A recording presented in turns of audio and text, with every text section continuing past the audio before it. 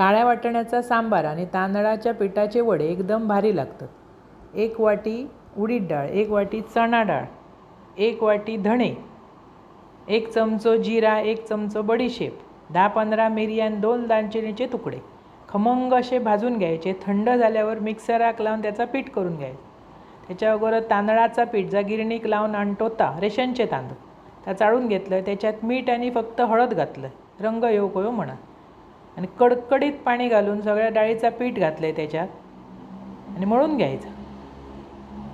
मेथी powder विसरलेलं आहे ती केल्ली असा घरात ती घातलं आहे म्हणजे टेस्ट भारी येता आणि सुगंध पण मस्त. व्यवस्थित ता मळून घ्यायचा. 5 मिनटानंतर असे गोळे करायचे. उडदाची डाळ असल्या कारणाने टम्म फुगतात वडे. आणि केळीच्या पानावर तेल लावायचं आणि असे पातळ थापून घ्यायचे.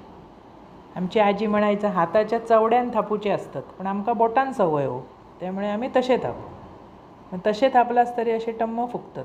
त्याच्या अगोदर तेल तापत ठेवलं 1-2 सोडून ना मस्त वडे असे तळून घ्यायचे.